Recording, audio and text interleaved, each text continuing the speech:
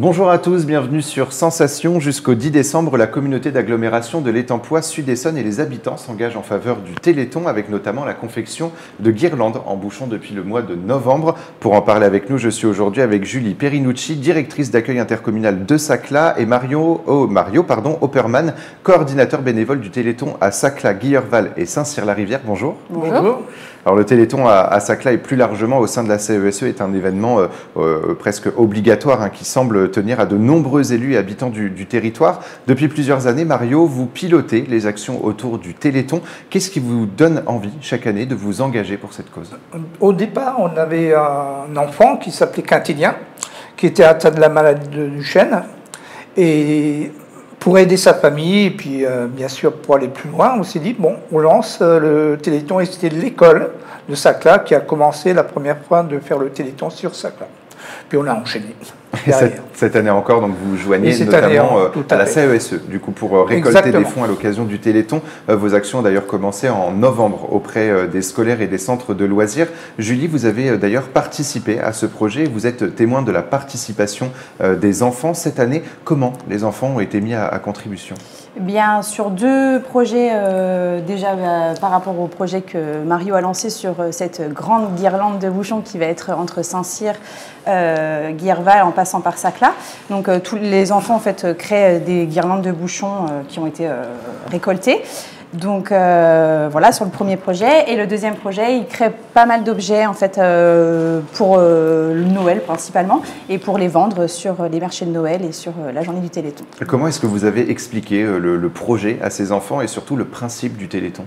Alors avec leurs mots, on a essayé de leur expliquer du coup qu'on faisait une récolte, on créait tout ça pour faire une récolte d'argent qui pouvait aider les familles pour les enfants qui avaient des difficultés avec un handicap par exemple. Voilà, c'est vrai que le Téléthon pour eux c'est un mot qui est un petit peu mystérieux, mais du coup on a montré quelques vidéos et sur le 6 décembre, le mercredi 6 décembre, on va beaucoup en parler et on va faire pas mal d'actions et donc des vidéos qui expliquent bien les aides que le Téléthon peut faire. Voilà. Alors il n'y a pas seulement les enfants justement pour le Téléthon, il y a également les seniors. Quelles sont les missions des seniors jusqu'au 10 décembre? Alors c'est déjà en cours, la mission des seniors, j'en fais partie. Et on a déjà distribué du fil de pêche, parce que la guirlande c'est un fil de pêche, et des bouchons percés. Et ils sont en train d'en fabriquer dans une dizaine d'anciens. Et on a également le 6 décembre un repas. En général, on est entre 80 à 100 personnes. Et à ce moment-là, à la fin du repas, on fera également des guirlandes et ça rassemblera justement les anciens des 3 villages, donc Saint-Cyr, Saclay et Guillerval.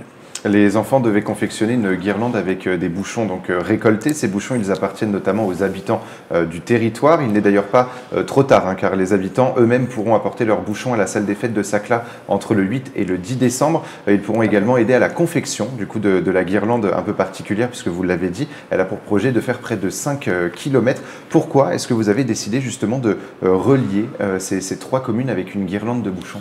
Alors on avait commencé l'année dernière à relier Saint-Cyr à Saclay avec des ballons en baudruche. Et cette année, on s'est dit, on va s'élargir. Donc on va sur Guillerval et on espère, dans le futur, s'étaler un peu plus et voir avec d'autres communes si on peut travailler ensemble sur le Téléthon. Est-ce que ça donne aussi une image d'unicité, cette guirlande? C'est tout à fait. C'est ça, en cette période difficile, ça nous permet de nous réunir dans le cadre du Téléthon. Et est-ce qu'il y a un échange, notamment sur le week-end du 8 au 10 décembre? En tout cas, est-ce que vous espérez un échange entre les seniors et les enfants? C'est vrai que les seniors, on peut les voir de temps en temps sur le centre. Ils ont mangé pendant une période sur le temps du midi. Et puis sur la vente des objets que les enfants ont fait, je pense qu'on aura quelques seniors qui vont nous aider. Donc c'est vrai que voilà, ce lien va être fait comme ça.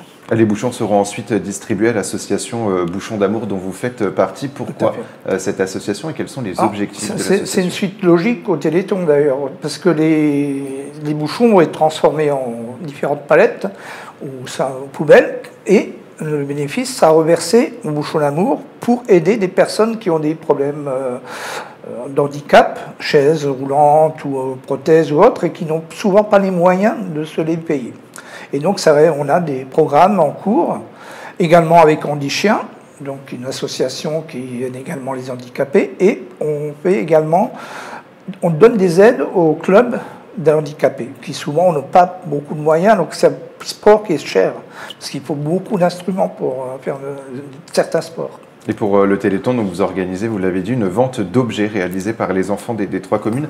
Est-ce que vous avez des exemples justement d'objets qui ont été confectionnés par les enfants? Oui, on a des petits rondins de bois qui ont été découpés, peints pour faire des petits bonhommes de neige accrochés dans le sapin.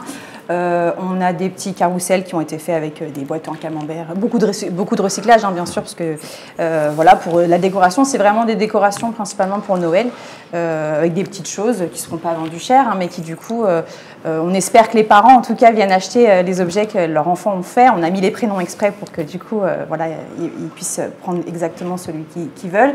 Et après, il y a eu plein d'autres choses, hein, des photophores, voilà, plein de choses pour Noël en tout cas. Et les centres de loisirs ont également confectionné des banderoles et des affiches. Alors où est-ce qu'on pourra retrouver justement ces banderoles et affiches? Et bien, sur les stands justement de vente, ces banderoles-là ont été faites par beaucoup de centres de la CABSE.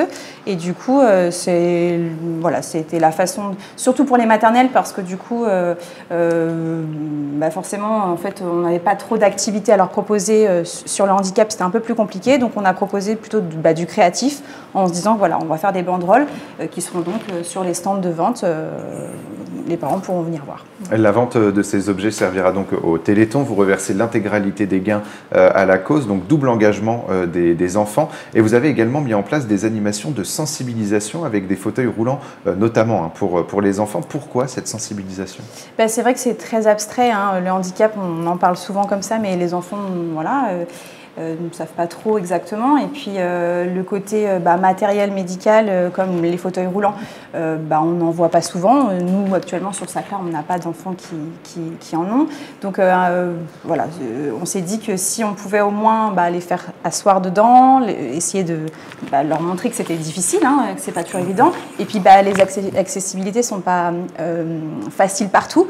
Nous, c'est vrai que sur le centre, on a la chance d'avoir un monte-charge qui, du coup, est fait pour ça, mais au moins voilà, on s'est dit qu'on va leur faire des petits parcours avec des plots, des petits obstacles pour essayer de manier le fauteuil, aussi de faire des duos pour qu'on puisse pousser le fauteuil, se rendre compte que c'est pas non plus évident, qu'il faut forcément un accompagnant, c'est pas toujours simple. Et il y aura d'autres ateliers comme des petits parcours à l'aveugle avec des bandeaux, voilà, vraiment pour essayer de montrer tous les handicaps qu'on peut rencontrer et les difficultés d'insertion dans la société. Et on a envie justement que les enfants qui se retrouvent face à un enfant qui peut être handicapé puissent l'intégrer comme un autre en fait. En tant que membre justement d'une association tournée vers le handicap, vers l'accompagnement des personnes en situation de handicap, est-ce que vous trouvez important justement de sensibiliser la jeune génération pour cette insertion dans la vie sociale? Bien sûr, parce que c'est l'avenir, hein, les enfants, donc automatiquement il faut que le handicap soit intégré, qu'on ne voit plus comme un handicap, il faut les voir, il ne faut pas les voir, tout simplement. Le but est là, et donc bien sûr, il faut commencer par les enfants.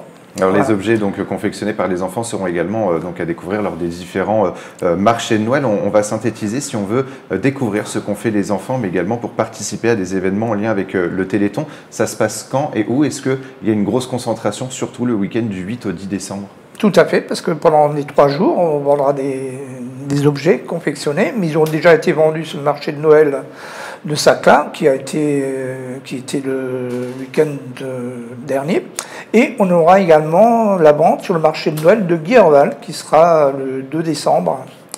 S'effectuera, et puis vous aurez le stand du Téléthon qui sera là, qui vendra les objets. Alors pour l'instant, 3 communes du coup sont concernées par cet événement Téléthon. Est-ce qu'à terme, l'un comme l'autre, vous souhaitez justement que toutes les communes de la CABSE rejoignent finalement cet événement et ce projet? C'est vrai que le fait pour ma part, faire partie de la CABSE, donc c'est vrai je suis en lien avec tous les autres directeurs des autres structures. C'est comme ça qu'on a expliqué le projet qu'on avait nous sur Saclay, et beaucoup de directeurs d'autres structures se sont joints au projet, parce que j'ai fourni des bouchons que Mario m'avait donnés et des fils de pêche, et donc des centres de loisirs créent aussi des guirlandes qui du coup vont revenir sur Saclay. Et puis les banderoles que je vous ai parlé tout à l'heure, ainsi que les objets qui vont être vendus, ont été faits aussi sur d'autres structures. C'est vrai que on espère en tout cas que tout toute la CAVSE et ailleurs. Voilà. Et c'est une solidarité pour une bonne cause. Merci beaucoup Julie Perinucci d'avoir été avec nous, Mario Opperman également. Pour plus d'informations, on peut se rendre sur le site mairie-sacla.fr ou sur le site étemploi-sud-essonne.fr.